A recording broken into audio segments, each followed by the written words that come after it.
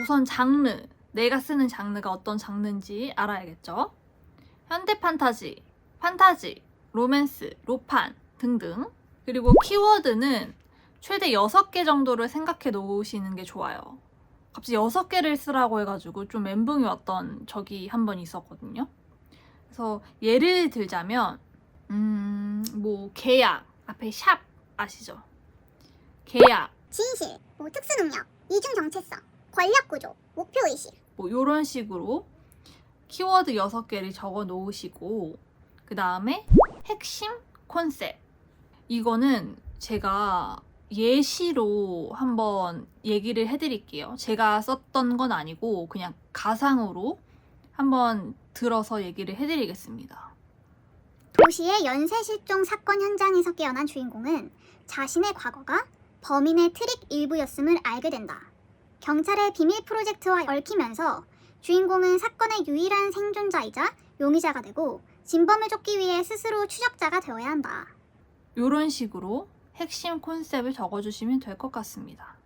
연쇄 실종 사건 현장에서 깨어난 범인의 트릭의 일부, 비밀 프로젝트와 얽히면서 유일한 생존자이자 용의자, 진범을 쫓는 추적자, 이런 내용이 들어가잖아요. 능력 그리고 상황의 특이성을 담아주고, 그리고 뭐 계약, 음모, 비밀 조직 등 갈등 구조를 넣어주고, 주인공이 무엇을 위해서 싸우는지에 대한 목표를 담아주시면 될 것 같아요. 이렇게 웹소설 쓰시는 분들도 아시다시피 주인공의 목표가 굉장히 중요하잖아요. 이 주인공이 어떤 걸 향해 달려나가고 있는지가 이 웹소설에서 가장 중요한 요소를 차지를 하고 있잖아요. 그래서 이게 담겨져 있으면 가장 베스트라고 생각을 합니다. 그리고 독자층을 적으라고 되어 있어요. 성비랑 나이. 그래서 예를 들면 뭐 10대 여성, 뭐 30대 남성 이런 식으로 간략히 기재를 하고 세계관, 그리고 주요 설정, 그리고 전개 방식. 전개 방식에 대한 약간의 꿀팁. 이게 어떻게 전개 방식을 쓰지? 라고 생각을 좀 해봤거든요. 자주 쓰시는 그런 얘기들 있잖아요. 웹소설의 전개 방식을 좀 내 거인 것처럼 사실이기도 하니까 쓰면 괜찮을 것 같더라고요. 예시를 하나 만들어 왔거든요. 초반부터 강렬한 사건으로 빠른 몰입을 유도. 주인공의 능력과 목표를 일찍 제시해 독자가 방향성을 놓치지 않도록 전개. 매 회차마다 사이다 포인트나 반전 요소를 배치해 긴장감을 유지. 복수와 정의 실현이라는 주제의식을 일관되게 유지하면서 전개. 이게 되게 뭔가 공통된 얘기면서 내 거 같으면서 그렇잖아요.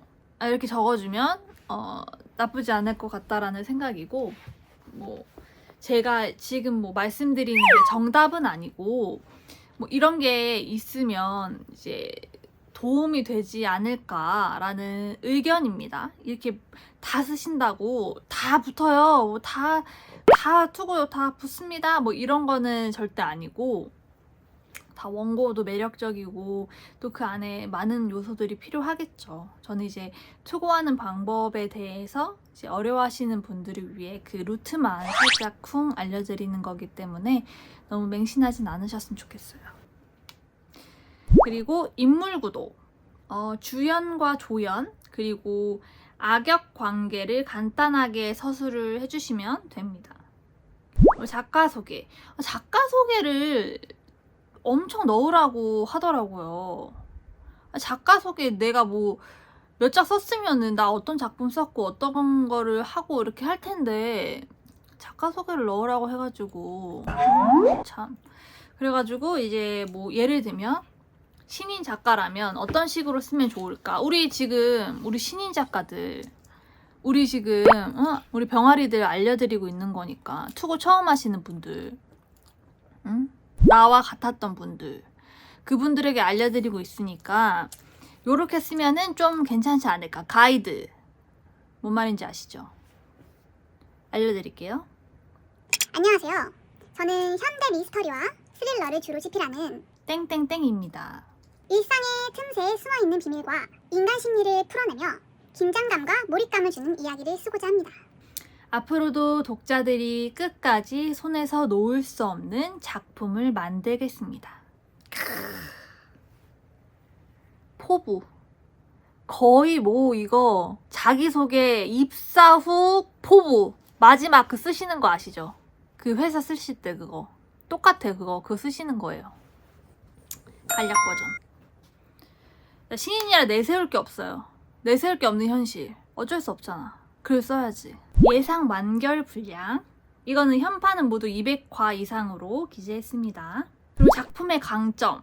요거는 이제 다른 작품과 비교했을 때 내 이야기가 독자에게 어떤 매력을 주는지, 어떤 부분이 특별한지를 좀 짧게 강조하는 부분이에요. 그래서 요것도 예시로 알려드릴게요. 이게 말만 이렇게 하면은 어려워요. 이게 예시로 알려드려야지 요렇게 쓰는구나. 예시를 그래서 준비를 해서 우리 여러분들에게 꼭 알려드려야겠다. 기획을 꼭 했었거든요. 내가 투고를 성공하게 된다면 내가 출판사 계약을 하게 된다면 투고하는 법 영상을 만들어서 예시까지 이렇게 쫙 들어가지고 이제 나 같은 사람이 또 있다면 도움이 되었으면 좋겠다. 이런 마음이 꼭 들었었거든요. 예시 또 준비했어요. 예시. 작품의 강점. 빠른 전개와 강렬한 장면으로 독자에게 사이다 같은 카타르시스를 제공합니다. 누구나 알지만 쉽게 말하지 못하는 사회의 부조리를 더 직설적이고 강렬하게 보여줍니다. 이게 진짜 작품의 강점이거든요. 뭐 빠른 전개, 뭐 사이다 같은 카타르시스, 사회의 부조리, 직설적이고 강렬하게 보여준다. 이런 포인트 같은 거를 단어들을 생각을 하셔서 적어주시면 좋을 것 같습니다. 집필 의도 및 주제, 내가 이거를 어떤 생각을 가지고 썼으며 그리고 요 글에 대한 주제는 어떤 건지를 적으면 되는 건데 이거는 이제 또 예시를 가지고 왔어요. 예시. 특별한 힘과 약속을 통해 강한 세상에 맞서는 주인공을 그리고자 했습니다. 주된 주제는 자기 찾기와 정의입니다. 뭐 이런 식으로 짧게 적어주시면 돼요. 그리고 등장인물 이렇게 쫘라락 적어주시고 줄거리 4줄에서 6줄 좀 간략 버전 줄거리가 있고 또 이제 줄거리 기승전결을 쓰는 긴 버전의 줄거리가 있어요. 요거는 웬만해서 기승전결을 무조건 넣으니까 잘 준비를 해주시고 그리고 SNS를 넣으라고 하시는데 도대체 이유를 전혀 모르겠는 항목. SNS를 왜 넣죠? 왜 필요한 거죠, SNS가? 제 SNS를 아셔서 뭐 하시려고 지금 투고하는데 제 SNS가 왜 필요하신 거죠? 제 인스타그램이 왜 필요하신 거예요? 이해를 할 수가 없어요. 투고하는데 SNS가 왜 필요한 거예요? 제 사생활을 보려고 하시는 이렇게 해주시면 될 것 같고요. 그래서 이제 결론을 얘기를 해드리자면 여기까지가 이제 여러분들에게 투고하는 방법에 대해서 알려드린 내용이었습니다. 그래서 저는 총 33군데의 출판사에 투고를 했고 13군데에서 회신이 따로 없었어요. 그래서 마무리로 어떤 말을 하면 좋을까 고민을 하다가 좀 여기다 이렇게 적어왔는데 말씀을 좀 드려보자면 투고하는 많은 분들이 설렘과 걱정을 가지고 투고를 하실 텐데 모두 투합 기원하겠습니다. 그리고 정말로 세상 어딘가에 내 작품 알아주는 출판사 한 곳쯤은 있거든요. 이거는 진짜 맞는 말인 것 같아요. 내가 쓰고자 하는 거, 나를 알아봐주고 내 작품을 알아봐주는 출판사가 이 세상에 하나쯤은 있어요. 여기에 네 취향 하나쯤은 있겠지. 아이돌 명언. 실제로 제가 제 작품에서 가장 큰 캐릭터 설정이 있었는데 거기에 대해서 이해가 안 된다고 피드백을 주셨던 출판사가 있어요. 근데 규모가 되게 큰 출판사였거든요. 그래서 이제 그 부분에 대해서 저도 소명을 하겠다고 이러이러한 이유, 그리고 이러이러한 전개 때문에 이러한 캐릭터 설정이 되었고 라고 해서 다시 답신을 드렸는데, 그럼에도 불구하고 그 캐릭터 설정에 대해서 이제 이해가 잘 안 된다는 답신이 돌아왔어요. 그래서 거기 출판사랑은 연결이 되지 못했는데, 지금 계약을 한 출판사는 그 부분을 포함해서 이제 많은 부분을 다 괜찮다고 얘기를 해주셨고, 제가 설정한 많은 부분에 대해서 좋게 봐주셨고, 가능성이 있고 너무 잘 쓰셨다고 얘기를 해주셨어요. 그래서 이제 그것 때문에 계약을 진행을 하게 됐거든요. 그러니까 보는 시선이 이 출판사랑 이 출판사랑 다 다른 것 같아요. 여기에서는 내가 설정한 캐릭터 설정이 너무 이해가 되지 않는다라고 이야기를 해서 반려가 됐지만, 또 이 비출판사에서는 그 캐릭터 설정이 너무 매력적이다, 계약하자, 이렇게 될 수도 있는 거거든요. 그래서 만약에 피드백이 왔는데 내 어떠한 부분을 가지고 뭐 이거는 왜 이렇게 쓰셨는지 모르겠다, 솔직히 이렇게 엄청 나쁘게 얘기하는 그 출판사들은 절대 없어요. 보통은 출판사들이 피드백을 주실 때도 되게 조심스럽고 작가님 얘기를 해주시면서 자신이 이해가 약간 조금 부족해서, 자신의 능력이 조금 미치지 못해서 이런 식으로 다 말씀을 해주시거든요.